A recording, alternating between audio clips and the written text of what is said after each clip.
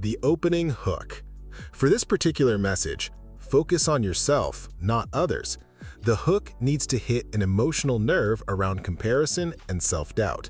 The audience should feel, "That's me." Relatability. "I want to hear more." Curiosity. "This might change how I see things." Hope. Identify the emotional trigger. People compare themselves every day. It's almost instinct. Social media, peers, coworkers, even strangers at the gym, we stack ourselves up against others without even realizing it. The emotional triggers here are feeling left behind, feeling not good enough, feeling pressured to keep up. Your opening hook should connect to one of these feelings instantly. Start with a relatable question. Asking the right question forces your audience to pause and reflect. This is because a question engages the brain differently than a statement. It invites them to mentally answer, which means they're already participating. Examples. Have you ever felt like you're running as fast as you can, but everyone else is still ahead of you? Or, why does it seem like everyone has their life together, except you? When you open with a question like this, you're not accusing or lecturing, you're connecting. Share a quick, punchy anecdote. Humans love stories, even if they're only 2 or 3 sentences long. A short, vivid scenario instantly pulls the listener into a shared experience. Example. Last week, I caught myself scrolling through Instagram at 1 a.m., staring at someone I barely know. Perfect vacation photos, perfect relationship, perfect smile. And for a moment, I thought, why isn't my life like that? Sound familiar? This works because it's specific, the time, the setting, the images. Common, many people have done something similar. Vulnerable, admitting a personal weakness makes you relatable. Hit them with a truth bomb. Once you've got their attention, you want to quickly flip their perspective with a short, powerful truth that sets the tone for the whole message. Examples. Here's the thing, you'll never win the race you were never meant to run. Or, the fastest way to lose yourself is to keep watching everyone else. Or, comparison is like a thief that sneaks into your life every day, and the first thing it steals is your joy. This truth bomb makes them stop and think. It also tells them, this isn't just another feel-good talk, you're going to hear something real today. Create urgency. The hook isn't just about grabbing attention, it's about making the audience feel like they can't afford to ignore the rest of your message. One way to do this is to frame comparison as a silent danger that can slowly drain their potential. Quote, "Every day you spend measuring your life by someone else's ruler, you're robbing yourself of the chance to build your own." Urgency is important because without it, the audience might agree with you in theory but feel no need to act. Keep it tight. Even though we're breaking it down here in detail, your actual hook in the script should be 30 to 60 seconds max. You don't want to preach before you've even started. Structure for a tight hook. Relatable question or statement, 5 to 8 seconds. Short anecdote or example, 10 to 15 seconds. Truth bomb, 5 seconds. Urgency setup, 5 to 8 seconds. Example of a fully built hook. Have you ever felt like you're falling behind in life? Like everyone else is buying houses, getting promoted, traveling the world, and you're still stuck in the same place? Last week, I caught myself scrolling through Instagram at 1 a.m., staring at someone's perfect vacation photos. And for a moment, I thought, why isn't my life like that? The truth is, the fastest way to lose yourself is to keep watching everyone else. Every day you spend comparing your journey to someone else's, you're not just wasting time, you're giving away your energy, your focus, and your confidence. And if you don't stop, you'll wake up one day and realize you've been chasing someone else's life instead of building your own. This example is conversational, emotionally charged, and sets up the rest of the talk perfectly. Why this hook works? Relatability. It taps into a universal habit, comparison.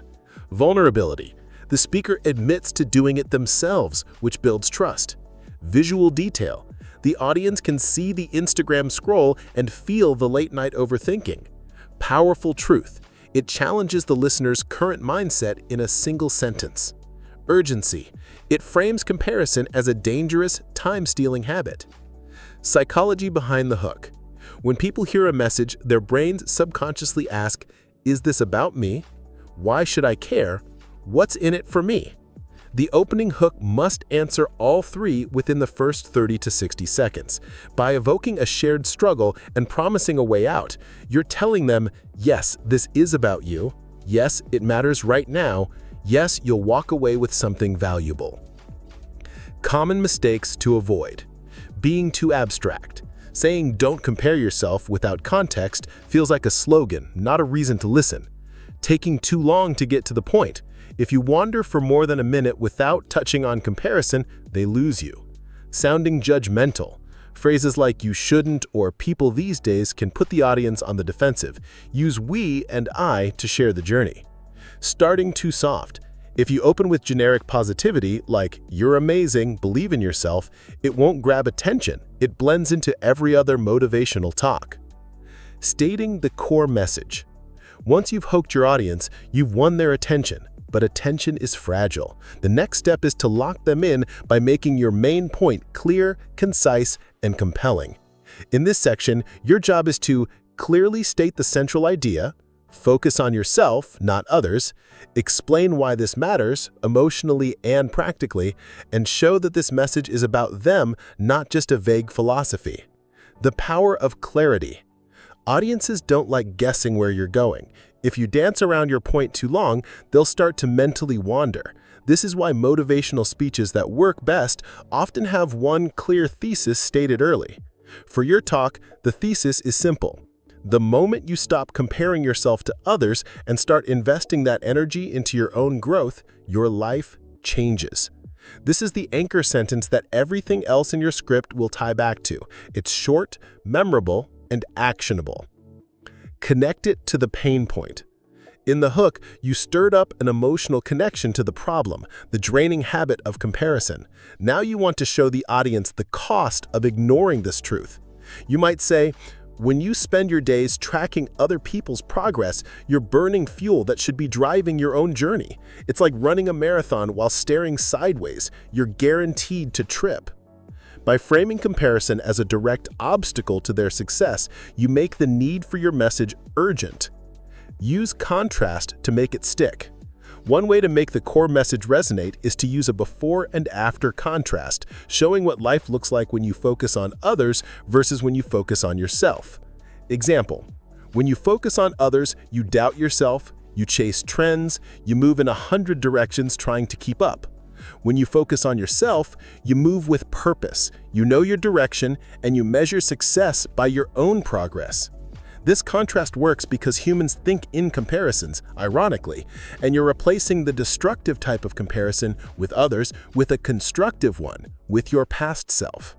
Make it personal. People trust speakers who have lived what they teach. Even if your experience is brief, sharing it adds authenticity. Example: for years, I measured my worth by what everyone else was doing. If a friend bought a new car, I felt behind. If someone my age started a business, I felt like I was failing. But the day I stopped asking, how am I doing compared to them, and started asking, how am I doing compared to last year, my entire life shifted. By using I statements, you make it human. You're not preaching from above. You're speaking as someone who's been there. Bring in a short, universal truth. A well-placed truth or proverb makes the message sound timeless.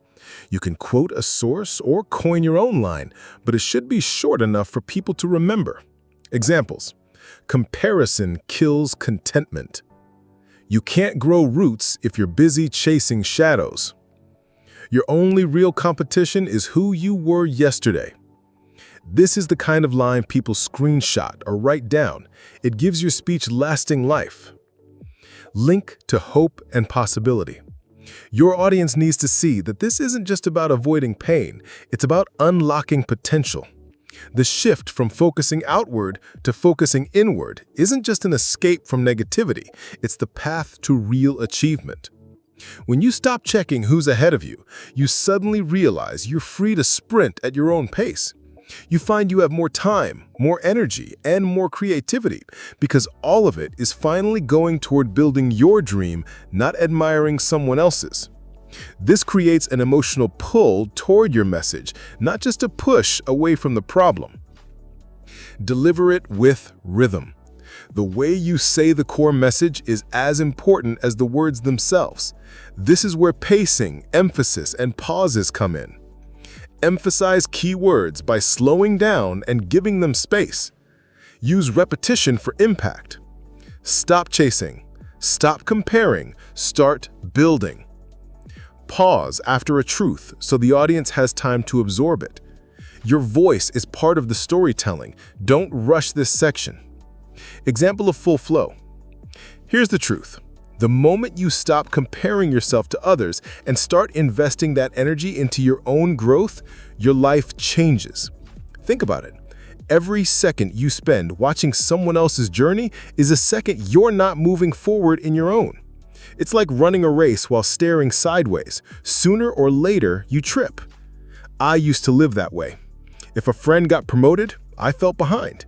If someone I knew started a business, I felt like I was failing. But one day, I asked myself a different question. Not how am I doing compared to them, but how am I doing compared to last year? That's when everything shifted.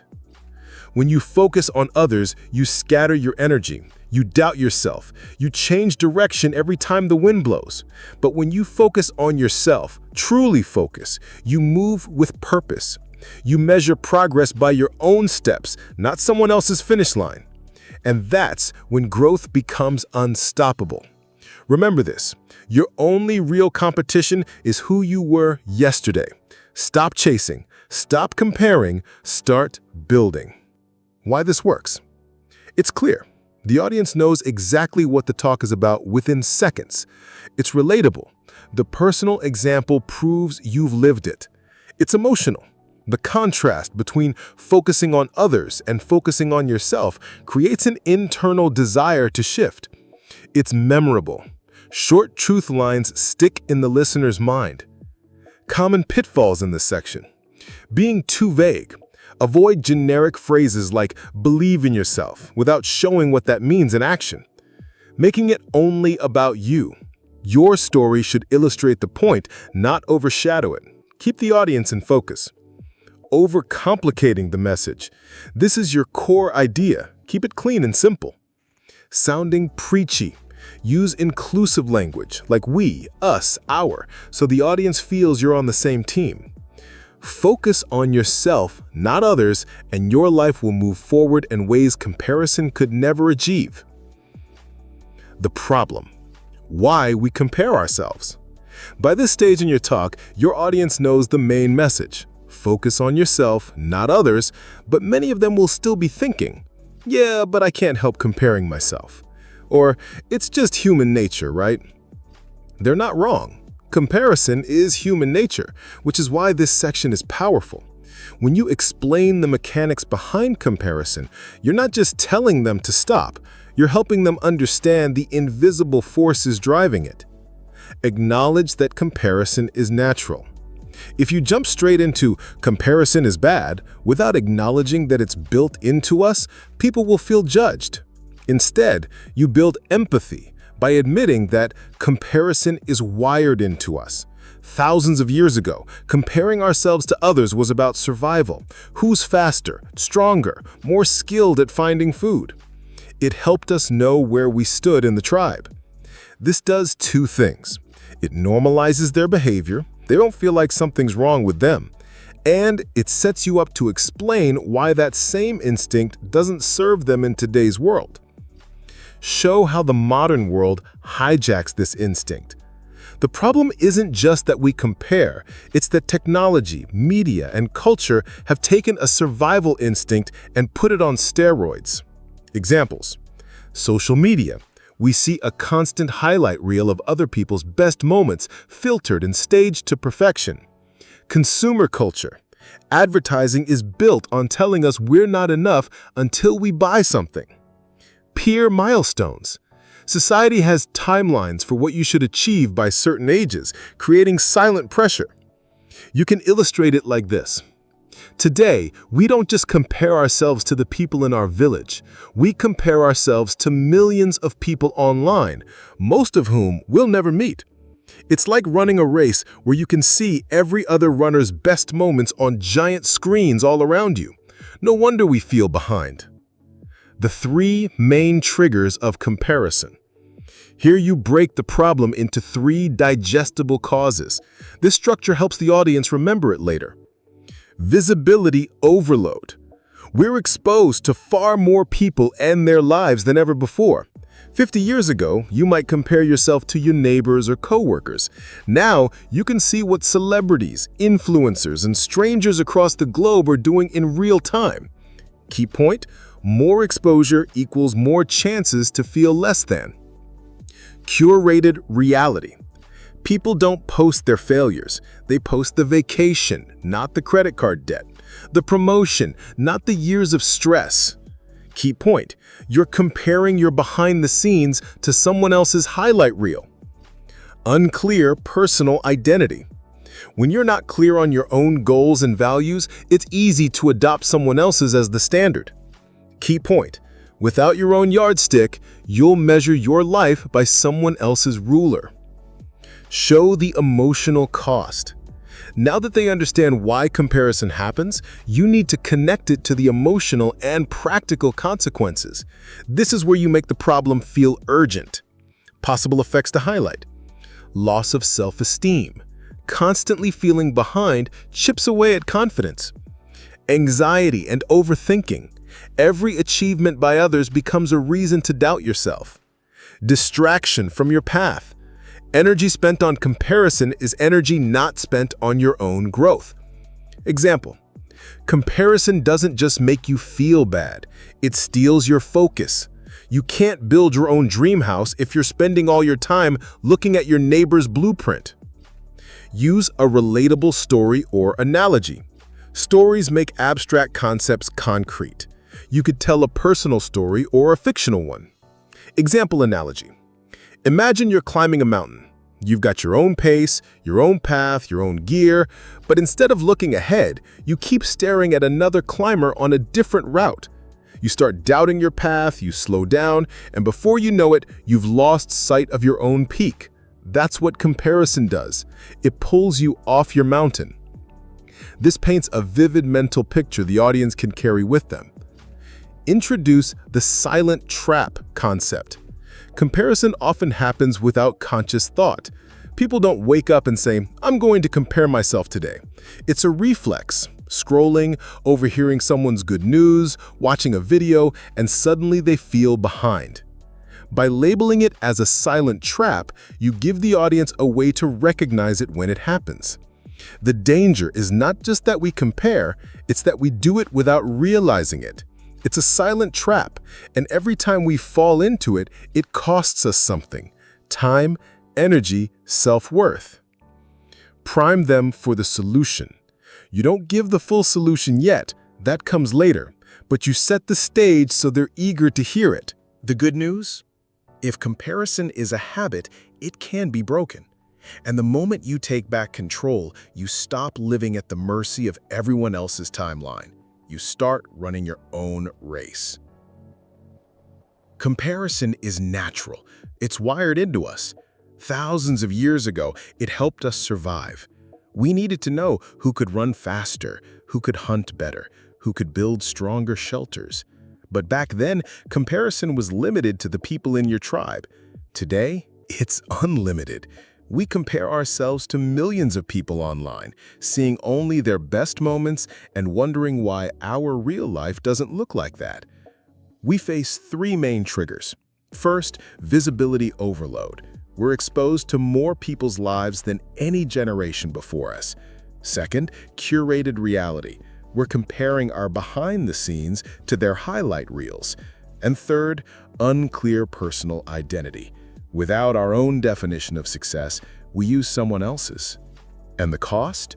It's not just bad feelings. Comparison eats away at your confidence. It keeps you distracted from your own path.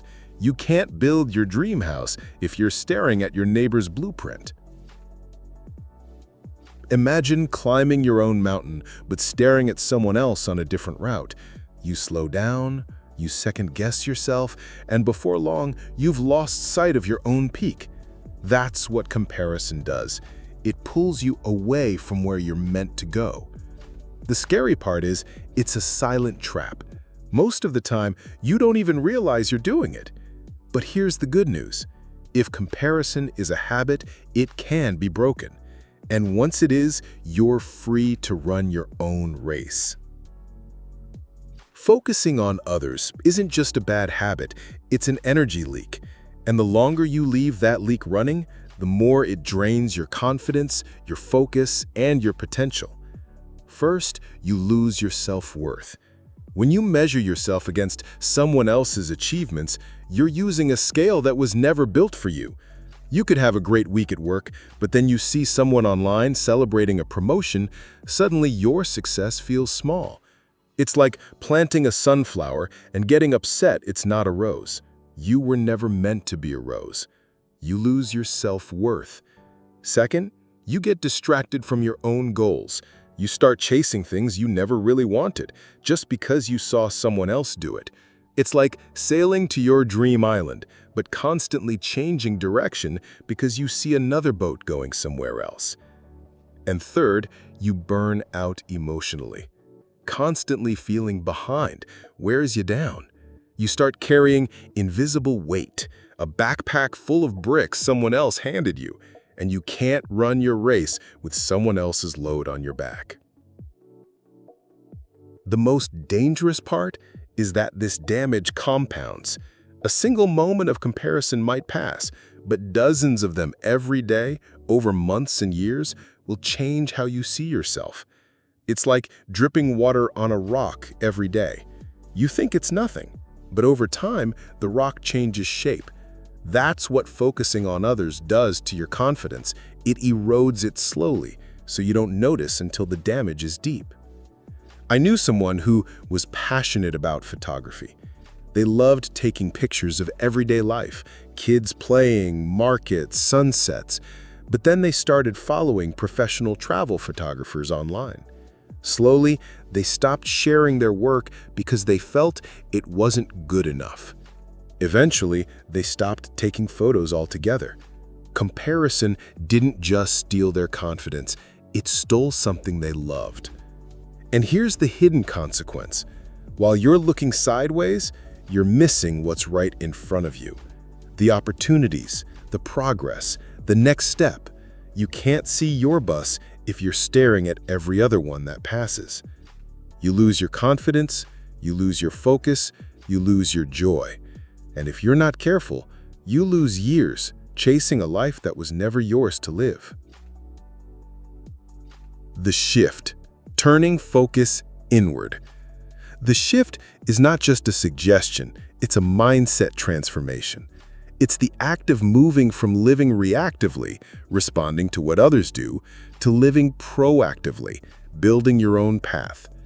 Your job in this section is to offer hope, show that change is possible, give a clear vision of what focusing inward looks like, and make it feel achievable with practical starting points. Set the emotional pivot.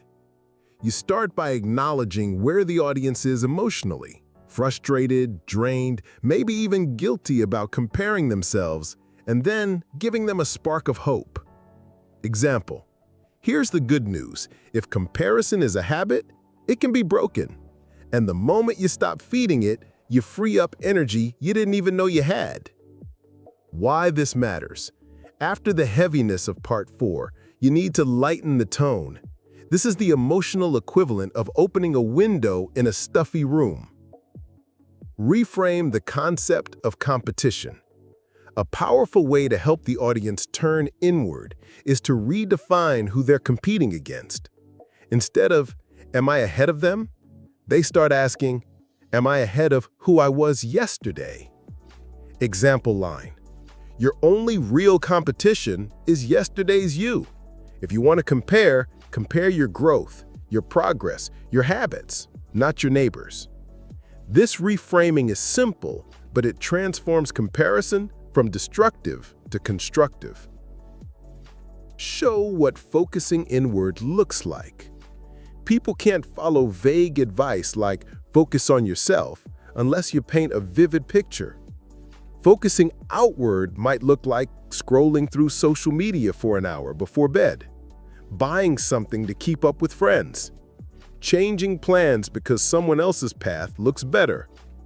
Focusing inward might look like spending that same hour reading, learning, or building something, buying things that align with your own priorities, not others' approval, tracking your progress against your own goals, not someone else's finish line. It's like switching from watching other people's highlight reels to filming your own. Anchor it in identity. Behavioral change sticks when it's tied to identity, not just willpower. Instead of, I'm going to try to stop comparing myself, it becomes, I'm the kind of person who focuses on my own growth. You can phrase it like this: when you know who you are and what you want, the noise fades. You stop living for their applause and you start living for your purpose. Give them a simple framework. At this point, give them a simple mental process they can start using today. It could be 3 questions they ask themselves whenever they feel the urge to compare. Is this moving me toward my own goals? Would I still want this if I'd never seen them do it? What's one thing I can do today to move forward in my own lane? These questions shift attention from them to me instantly. Share a transformation story. Stories prove the shift works in real life. It could be yours or someone else's. Example: a friend of mine used to compare herself constantly. Every time someone got promoted, traveled, or announced big news, she'd spiral. Then she decided to run her own race. She made a list of personal goals and tracked only those. 2 years later, she'd launched her own business, bought her dream home, and, most importantly, felt at peace. She told me, once I stopped looking sideways, I realized how much ground I could cover. Stories like this inspire without feeling preachy. Use the energy return argument. People love immediate rewards. Show them how focusing inward pays off right away. Example: every time you catch yourself looking sideways and turn that focus back to your own path, you get an instant return. More time, more energy, more clarity. That's fuel you can use to actually move forward instead of just watching others move. This makes the habit feel rewarding from the start, not just someday. Create a vision of the future. Help them imagine the benefits of living this way for years. Make it vivid. Picture this: you wake up and instead of checking what everyone else is doing, you start the day with your own list, your own mission. You measure your weeks by what you built, not what you scrolled. And 5 years from now, you look back and realize you weren't just busy, you were building something that's truly yours.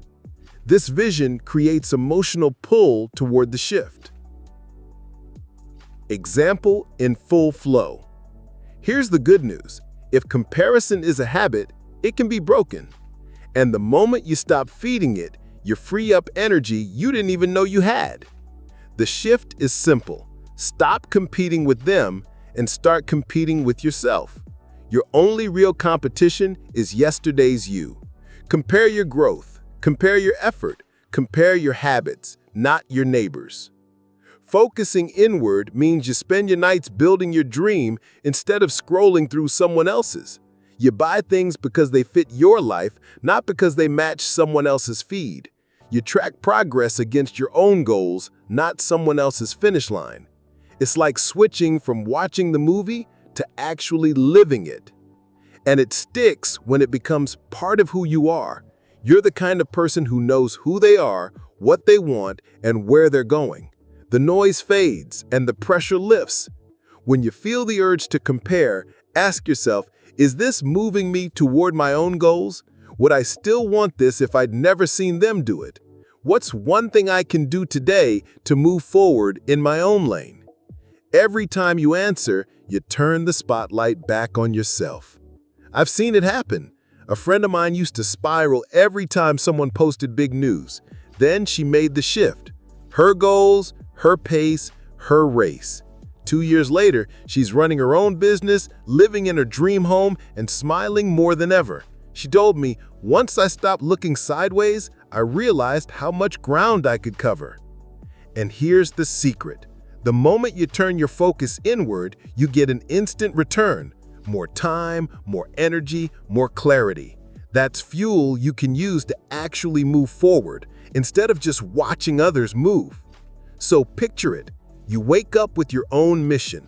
You measure your weeks by what you built. And years from now, you look back not with regret, but with pride, knowing you lived life in your lane and it took you exactly where you were meant to go. Why this works. Hopeful pivot transforms the tone from problem to solution. Clear vision shows exactly what focusing inward means.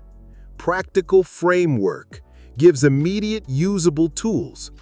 Identity-based encourages lasting change, not a quick fix. Emotional pull uses story and vision to inspire. Practical ways to focus on yourself. Motivation fades without action. So in this section, you're not just telling them why to focus inward, you're showing them exactly how to do it. The goal is to make the shift feel doable for anyone, regardless of where they're starting. Frame the importance of action. Before listing strategies, remind them why it matters to take action now, not someday. Example: change doesn't happen because we understand something. It happens because we apply it. The moment you put even one of these into practice, you'll start to feel the difference. This primes them to listen actively and imagine themselves doing each step. Keep it organized. Structure matters here. Give them a list of 5 to 6 core strategies, not 20, not 2. Too few feels incomplete, too many feels overwhelming. We'll go with 6 powerful, easy-to-remember ways. Set personal benchmarks. Instead of tracking what others achieve, define your own standards of progress. How? Pick 1 to 3 areas of your life you want to grow in: career, health, relationships, creativity, etc. Create measurable milestones for each. Review progress weekly. Why it works? When your eyes are on your own scoreboard, you're less likely to wander over to someone else's. Example line: your scoreboard isn't on their feed, it's in your habits, your effort, and your growth. Limit comparison triggers. If you keep falling into the comparison trap, make it harder for the trap to catch you. How? Unfollow or mute accounts that make you feel inadequate. Take regular social media breaks. Reduce time on apps that lead to endless scrolling. Why it works? Out of sight, out of mind. Fewer triggers mean fewer chances for the habit to fire. Metaphor: you wouldn't keep junk food in your kitchen if you were trying to eat healthy. Do the same for your mind. Build the habit of asking yourself where your attention is going. Once in the morning and once at night, ask, what am I focusing on today? Does it move me closer to my goals? Write the answers down for accountability. Why it works? Awareness interrupts autopilot thinking and redirects your focus. Example line: your attention is the steering wheel of your life. Check where it's pointing. Track your own wins. Comparison robs you of joy. Tracking your wins restores it. How? Keep a victory log. Write down even small achievements daily. Review it weekly to see how far you've come. Why it works? Regularly seeing your progress boosts confidence and reinforces self-focus. Story hook: I know someone who writes down 1 win a day.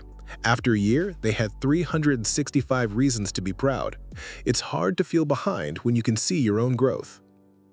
Build skills that matter to you. Nothing shifts focus faster than investing in your own development. How? Choose a skill or hobby you've always wanted to learn. Dedicate consistent time to it every week. Track your improvement over time. Why it works? Personal growth creates momentum, and momentum is addictive. Example line: when you're busy leveling up your own life, you don't have time to wish you had someone else's. Surround yourself with growth-minded people. The people you spend time with shape your mindset. How? Spend more time with those who inspire, encourage, and challenge you, not those who compete or compare. Join communities, clubs, or groups where growth is valued over gossip. Why it works? Positive influence makes it easier to stay focused on your lane.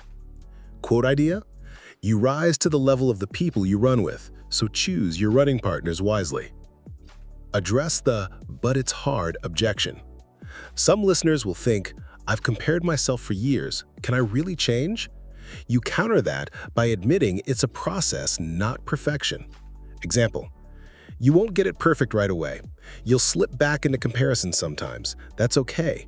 The goal isn't to never look sideways, it's to catch yourself faster and get back to your lane. Add a 7-day challenge. People love specific challenges because they feel achievable. Challenge. For the next 7 days, track your own progress daily. Spend at least 15 minutes a day on something that grows your skills or goals. Limit social media to 30 minutes a day. Why it works? Short timelines reduce overwhelm and create quick wins. Inspire with the long-term payoff. Close this section by painting a picture of what consistent self-focus can lead to over time. Example, 6 months from now, you could be further ahead in your career, healthier, more confident, not because you watched anyone else, but because you invested every ounce of energy into your own growth. That's the payoff, and it starts with one choice today. Example in full flow. Change doesn't happen because we understand something. It happens because we apply it. So here are 6 practical ways to stop looking sideways and start running your own race. First, set personal benchmarks. Pick a few areas you want to grow in. Set milestones and track your own progress. Your scoreboard isn't on their feed, it's in your habits. Second, limit your comparison triggers. Unfollow accounts that drain you, take social media breaks, and remove the mental junk food from your environment. Third, practice daily self-check-ins. Morning and night, ask, what am I focusing on, and does it move me toward my goals? Your attention is the steering wheel of your life. Fourth, track your wins. Keep a victory log and review it weekly. You'll see you're making more progress than you think. Fifth, build skills that matter to you. Pour your time into something that grows you. When you're busy leveling up your own life, there's no time to wish you had someone else's. Sixth, surround yourself with growth-minded people. The people you run with determine how far and how fast you go. You won't get it perfect right away. You'll still look sideways sometimes, but the goal is to catch yourself quicker and bring your focus back home. Try this. For the next 7 days, track your own progress. Spend 15 minutes a day on your growth and limit social media to 30 minutes a day. Just 1 week and you'll feel the shift. 6 months from now, you could be healthier, more confident, and further ahead, not because you copied anyone else, but because you built something that's completely yours. Why this works? Actionable. Each step is clear and doable. Memorable. Uses easy-to-recall 6 easy strategies. Encouraging. Balances realism with optimism. Challenge-driven. Gives the audience a clear starting point. Encouragement and perspective. This section is where you take off the coach hat for a moment and put on the friend hat. It's less about giving instructions and more about giving permission to grow at their own pace. Your job here is to normalize setbacks so they don't feel like failure. Reframe the timeline so they stop rushing. Remind them of their worth apart from comparison. Acknowledge the challenge. If you pretend focusing on yourself is easy, your audience will either feel you're out of touch or think they're broken when it's hard. So start by being real. Example, you won't master this overnight. Some days you'll be running full speed in your lane, and other days you'll catch yourself scrolling through someone else's highlight reel, feeling like you're miles behind. That's okay. It doesn't mean you failed, it means you're human. This makes them feel safe and understood, which makes them more likely to keep going. Redefine what progress looks like. Comparison thrives when people expect instant transformation. You can fight that by teaching them to see progress as small, consistent steps. Example, you don't need to leap forward every day. Sometimes growth is a sprint. Sometimes it's a shuffle, and sometimes it's just standing still instead of going backwards. That's still progress. Metaphor? A seed doesn't look like it's growing, but underground, roots are forming. A marathon runner doesn't run at top speed the entire race. They pace themselves. These images help them visualize patience. Share the invisible work truth. Much of self-growth is invisible at first. If they know that, they'll stop doubting themselves so quickly. Example: the work you're doing right now might not show up in the mirror or your bank account yet, but every day you choose to focus on yourself instead of comparing, you're laying bricks for a foundation no one can see until one day everyone will. Address the "I am behind" mindset. This is one of the deepest comparison wounds, the belief that you're late to the game. You can reframe it. Example: you're not late. You're on your timeline, and it's the only one that matters. The fact that someone else started earlier or moved faster doesn't make your journey less valuable, it just makes it different. Optional metaphor? Train analogy. Some people catch the 6 a.m. train, some the 9 a.m., some the 3 p.m. It doesn't matter. As long as you get to your destination, you're on time for your life. Celebrate the unique path. Help them see that their individuality isn't just acceptable, it's their advantage. Example: you are the only person on Earth with the exact combination of experiences, strengths, and perspective. If you spend your life trying to match someone else, the world misses out on the version of you we actually need. Once in the morn, this turns focusing inward into an act of contribution, not just self-improvement. Use a short story for perspective. Stories stick better than statements. You can use a personal anecdote, a well-known parable, or a fictional mini-story. Example: there's a story about two plants. One grew tall in just a few weeks, the other took months before it even broke the soil.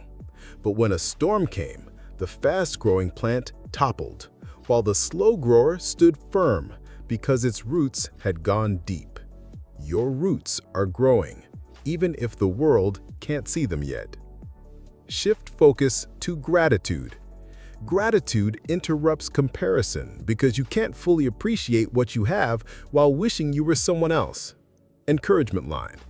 If you want proof you're moving forward, start by counting what you already have. Gratitude turns your attention from what's missing to what's possible. Practical tip: suggest they write 3 things they're grateful for each night. This ties back to victory log habit. Give permission to rest. Burnout can cause them to slip back into old habits. You can frame rest as part of progress. Example: you don't have to hustle every second to be moving forward. Rest isn't quitting, it's recharging so you can keep going. Even the strongest athletes take breaks between rounds. Deliver the emotional peak. This is where your voice, pacing, and energy matter most. You want them to feel lighter, braver, and more determined as you approach the final sections of your talk. Example of how it could sound: you are not behind. You're not broken. You are not meant to be anyone else. You're on your own road, your own pace, your own story. And every day you keep your eyes on your path, you're winning. The moment you stop measuring your life with someone else's ruler, you realize you've been enough all along. Transition smoothly to the next section. Will likely be your closing and call to action, so you want to set that up without abruptly shifting gears.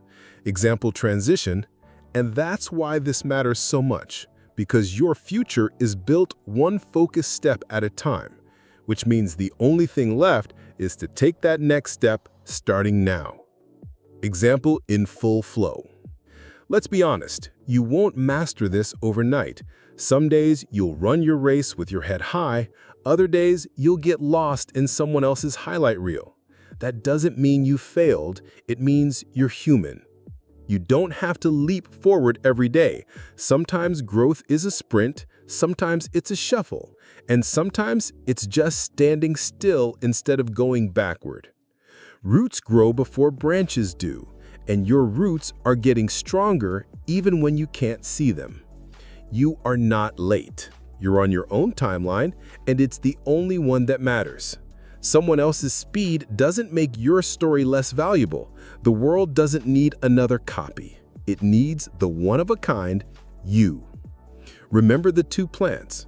One shot up quickly, the other took its time. But when the storm came, the slow one stood firm because its roots were deep. You're building roots. And along the way, count your wins and your blessings. Gratitude turns your attention from what's missing to what's possible.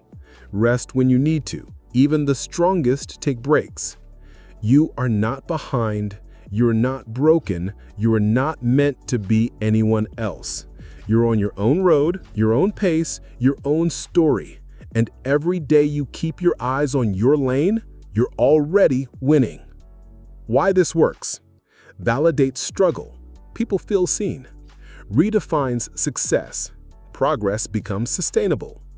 Offers emotional relief. Lifts the pressure to keep up. Uses metaphor and story, makes the message stick. Conclusion and call to action. This section has two missions. Tie everything together in a way that feels complete.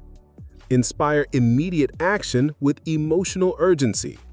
Think of it like a great song's final chorus. It's familiar, but it hits harder because you felt the whole journey. Restate the core message. You want to bring your key idea back into focus, but this time with more emotional weight because the audience has experienced your full argument. Example, from the moment you wake up to the moment you fall asleep, you have a choice. Focus on your own path or get lost watching someone else's story. And every time you choose you, your growth, your goals, your journey, you take back your life. This reinforces the central idea without sounding repetitive. Summarize the journey. A quick recap helps them feel the talk has come full circle. Keep it short and rhythmic.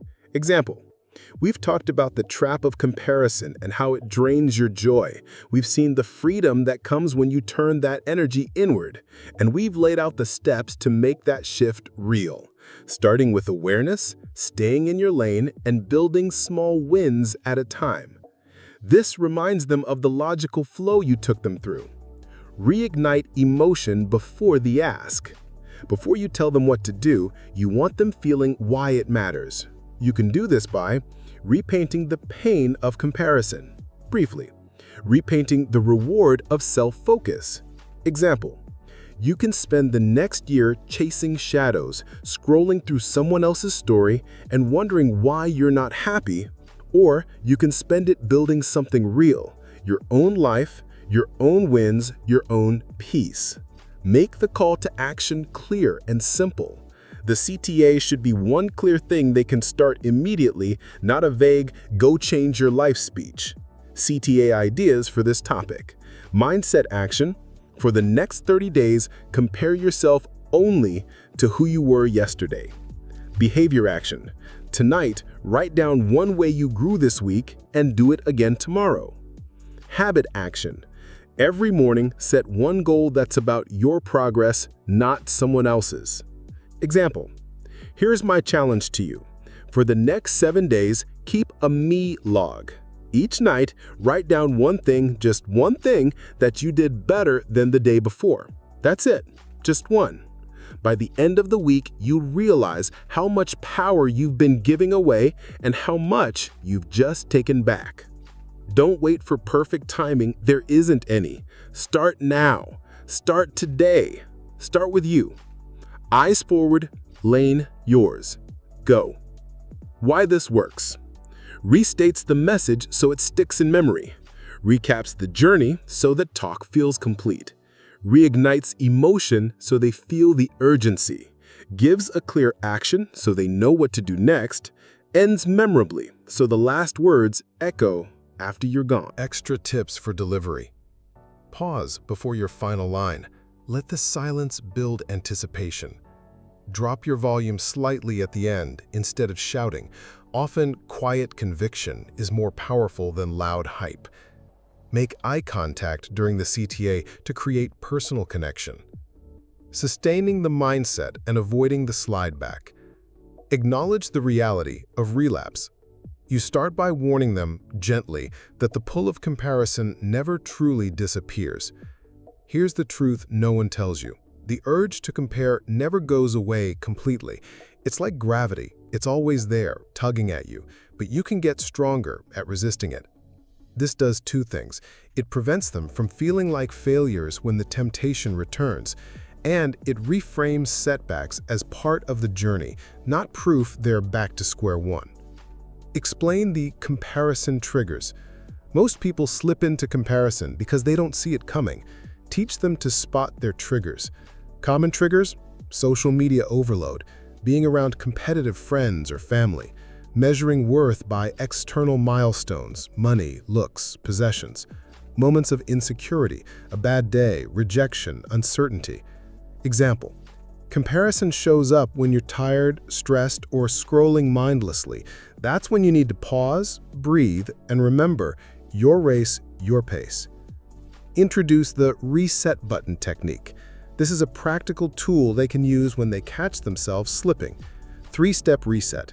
Notice the thought. I'm behind, they're ahead. Name it as comparison. That's not truth, that's comparison. Then redirect to self-focus. What's one thing I can do right now for me?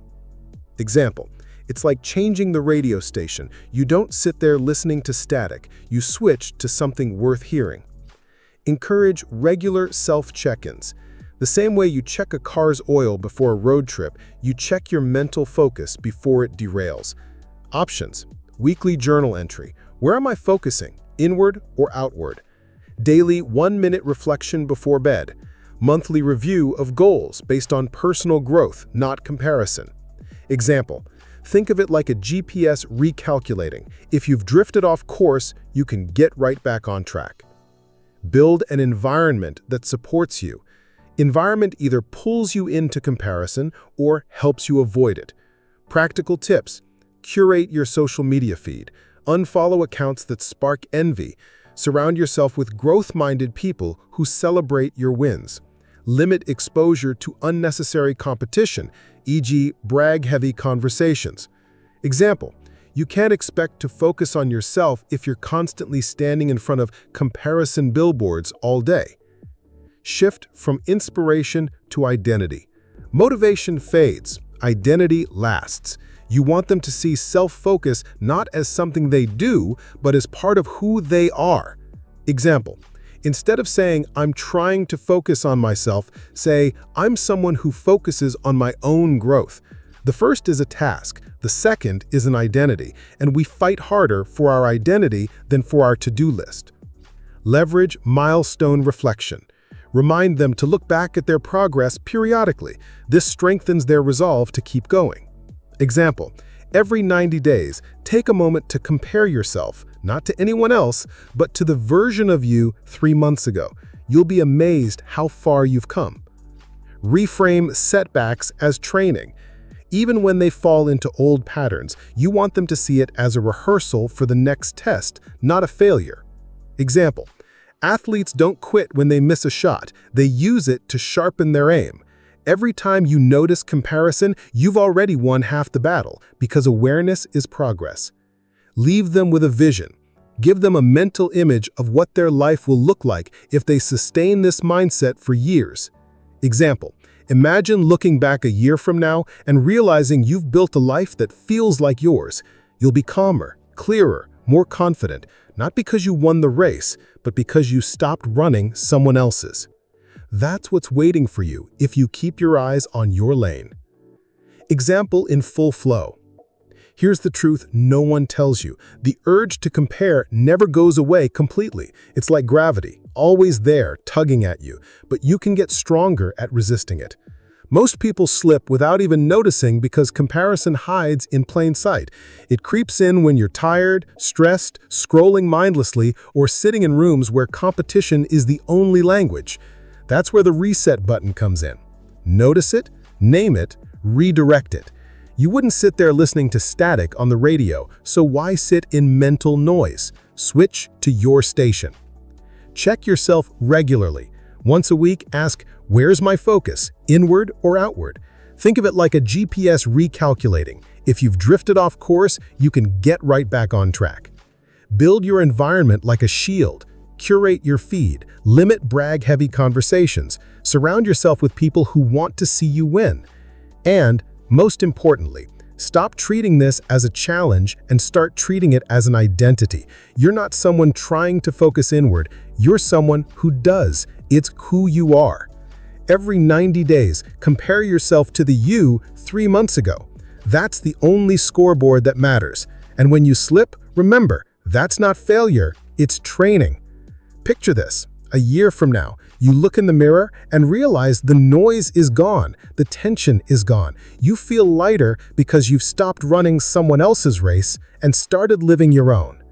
That's what's waiting for you if you keep your eyes on your lane. Why matters. Without it, your talk might inspire people in the moment, but they risk losing steam. With it, you're giving them the tools for long-term change. It transforms your message from a speech to a strategy. Spreading the message and leading by example. Show them it's bigger than themselves. By this point, your audience understands how focusing on themselves benefits them. Now you broaden the view. When one person changes, it ripples outward. Example, when you stop comparing and start building, people notice. Your kids notice, your friends notice, even strangers notice, and without a single lecture, you give them permission to live differently. Reframe self-focus as social influence, not selfishness. Introduce silent influence. Not all change comes from preaching. In fact, most people learn best by watching someone live a truth consistently. Explain that when they model the mindset, calm in chaos, secure in their lane, it stands out in a noisy, competitive world. Example, you don't have to announce your growth. You don't have to post your progress every day. The peace you carry speaks louder than any post you could make. Teach them the micro-mirror effect. The micro-mirror effect is the idea that everyone we interact with gets a tiny reflection of our mindset. If your reflection is grounded, focused, and growth-oriented, others start to mirror it back. How to do it? Stay genuinely curious about others without turning it into comparison. Celebrate their wins without measuring against yours. Respond to negativity with grounded energy. Example, every time you refuse to play the comparison game, you hold up a better mirror for the people around you. Show the power of encouragement. When someone is trapped in comparison, they often need just one voice telling them they're enough. That voice can be your audience members. Ways to encourage without enabling. Point out effort, not just results. Share your own journey with vulnerability. Remind them progress is personal, not universal. Example, think about the last time someone told you, "You were doing great, keep going." That probably stayed with you longer than you realized. You can be that voice for someone else. Warn against becoming the focus police. When people adopt a new mindset, they sometimes get overly zealous, correcting everyone who's doing it wrong. That backfires. Teach them to lead through example, not correction. Example, you're not here to police other people's focus, you're here to protect your own. Let your life speak for itself. Encourage building micro-communities. Big change often starts in small circles. Family, a group of friends, a work team.